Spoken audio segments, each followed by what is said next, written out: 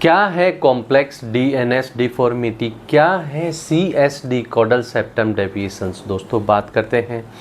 दोस्तों जैसे ये नोज़ है, जो हमारा नोज़ है, इस जो नोज़ गॉड ने जो बनाया है, इस नोज़ के अंदर दोस्तों गॉड ने एक पार्टीशन बनाया है and on either side we have the equal airway, दोनों तरफ बराबर सांस लेने का रास्ता बनाया है।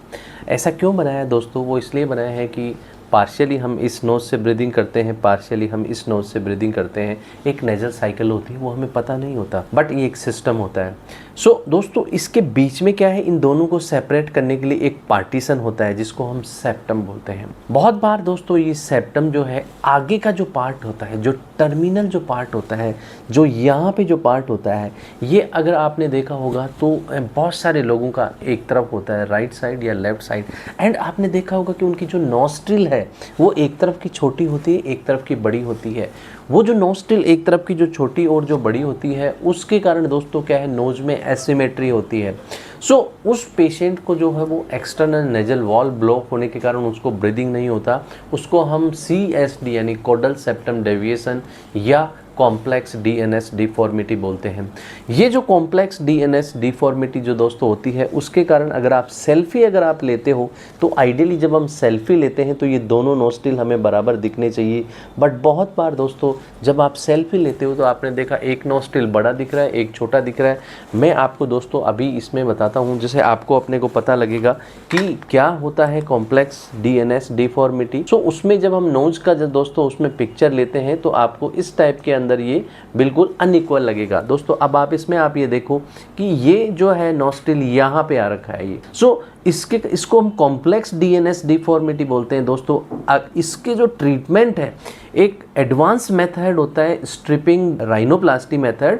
उससे क्या है, दोनों नोस्ट्रिल देखो दोस्तों बराबर हो गया। इसका आप देखो ये यहाँ पे आ रखा है, ये इमीडिएट एंड कहीं बाहर से पेशेंट को निशान या चीरा नहीं है, ये जस्ट फॉरेनर है दोस्तों। इसका देखो कि यहाँ पे आ रखा है एंड जस्ट सर्जरी के बाद ये इक्वल हो गया। This is the complex DNS deformity दोस्तों। और ये कॉम्प्लेक्स डीएनएस डिफॉर्मिटी दोस्तों 1 घंटे की सर्जरी होती है।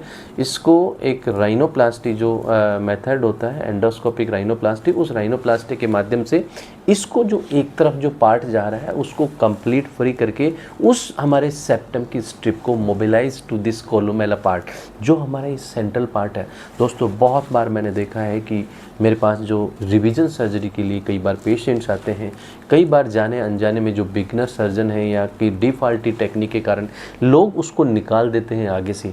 दोस्तों उसको निकालने के बाद में करीब 6 महीने बाद आपका नाक नीचे आ जाता है। आपका नाक अगर आप यूँ करोगे तो आपके अपर लिप से टच होगा, जो नहीं होना चाहिए। अरे दोस्तों जस्ट लाइक जैसे आपके एक मकान में उसका लेंटर हटा दिया, उसका पिलर हटा दिया तो मकान नीचे आ जाता है। ये पूरे नोज़ का सपोर्ट हट जाता है तो नोज़ नीचे आ जाता है। बहुत सारे पेशेंट जो है उनका टिप यूँ ड्रूपी टिप बन जाता है। ये टेक्निकल डिफॉल्ट होता है। इसलिए दोस्तों इसको निकालना नहीं होता है, इसको मोबिलाइज करना होता है। इसके पीछे जो गलती से कुदरत ने उसको एक तरफ दे दिया, this is the complex DNS और कॉडल सेप्टम डेविएशंस। 1 घंटे की सर्जरी होती है। उसके बाद में अगर आप आर्मी या एयरफोर्स में जाना चाहते हैं दोस्तों, 10 से 11 दिन के बाद आप आर्मी एयरफोर्स में मेडिकल के लिए दे सकते हैं। आप जॉगिंग कर सकते हैं, रनिंग कर सकते हैं, जिम जा सकते हैं, because entire things are endoscopic. बाहर से कहीं कोई उसमें प्लास्टर या चीर फाट टाँका पट्टी ऐसा नहीं होता है। दोस्तों आज ही अपने नोज़ ब्लॉकेज फ्री बनाने के लिए अगर आपको कॉम्प्लेक्स डीएनएस डिफॉर्मिटी है, आपको एंडोस्कोपिक राइनोप्लास्टी सर्जरी के माध्यम से उसे आप ठीक करा सकते हैं। Thank you.